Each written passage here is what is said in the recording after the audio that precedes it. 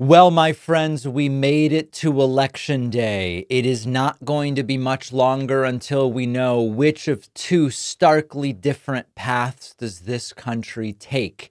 I want to do a final review of polling and projections. I've held off. I got the message in the last couple of weeks. You don't want to hear about any polling unless it's good for Kamala Harris. I'm sort of simplifying and exaggerating, but we have backed off of the polling and betting markets significantly for weeks now, but we are going to do a final review, see where we are, see Kamala Harris's final rally, see Donald Trump's final rally, and the final and last minute cases that have been made by the candidates as to why the American people should vote for them. Let's start with presidential, where the 538 projection is landing is essentially a coin flip. 538 has locked and frozen. Is that your final answer? Yes, lock it in. With essentially a 50-50 race.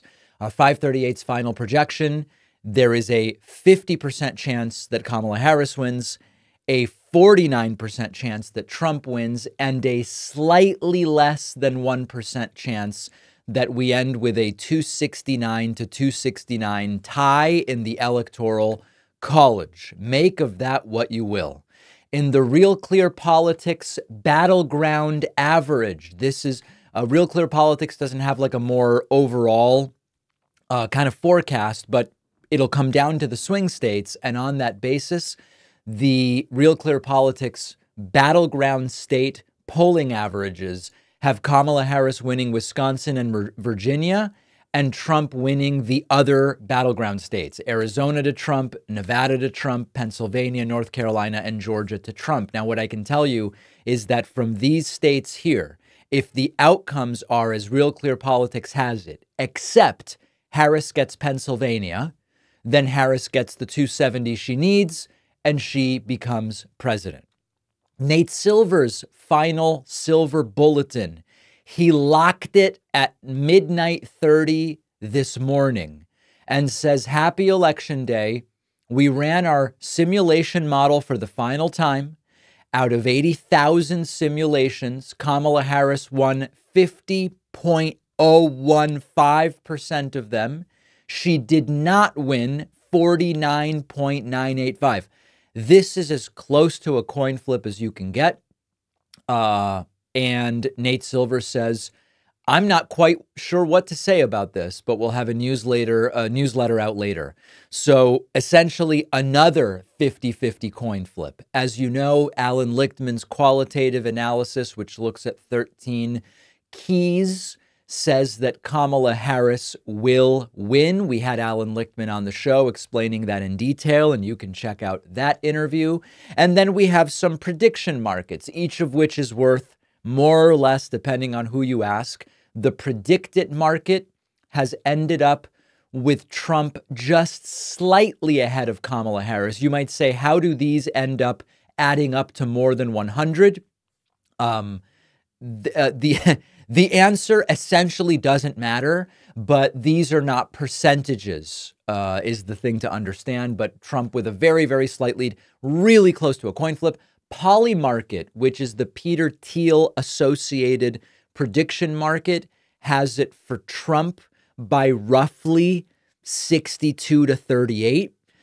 This is, of course, the big criticism of this is totally being pushed by rich Trump supporters dumping money in for Trump, and it doesn't really reflect the likely outcomes, but this has it at roughly 62 to 38 for Trump. And then we have Kalshi. Kalshi is another betting market. This one just days ago almost converged at 50-50, but since has spread towards Trump once again, landing very close to the Polymarket betting market, 59% for Trump, 41% for Kamala Harris. That all being said, even this prediction market does expect Kamala Harris to win the popular vote and expects Trump to win the Electoral College. So pick what you want. This is going to be close electorally, unless it's not. And let me explain that. One of the growing narratives about all of the polling is that there is herding going on.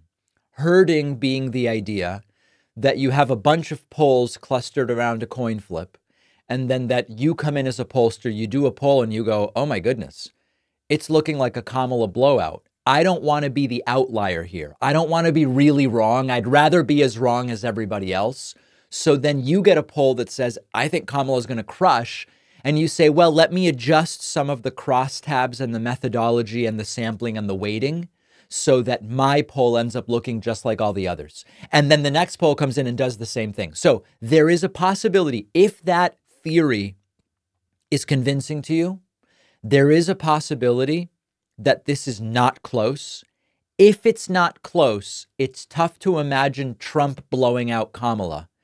It's easier to imagine Kamala Harris blowing out Trump. So that's the kind of caveat. Now, as far as the Senate, my opinion is there's not that much to talk about as far as the Senate goes. It seems clear the Senate is going to be going to Republicans. The 538 forecast has it as Republicans win 92% of simulations and take control of the Senate, whereas Democrats win only 8% of simulations.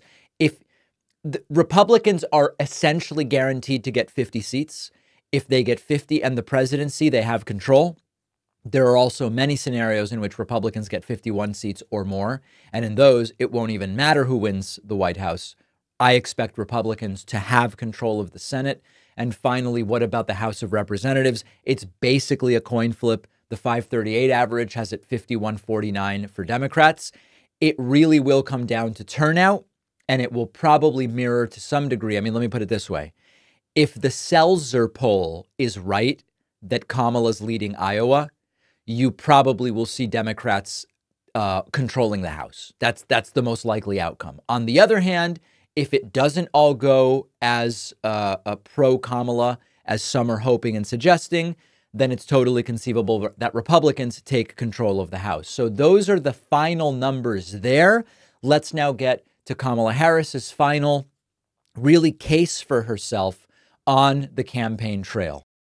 I wrote a book. This was so much work and a long time coming, but I am thrilled about how it turned out, and I hope you will read it. The book is called The Echo Machine.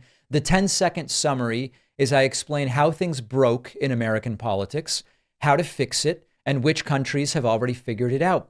No matter who wins in November, we need a plan, and that's what the book is about. If Trump wins, the book is a warning about how we got here and how to prevent it from getting worse.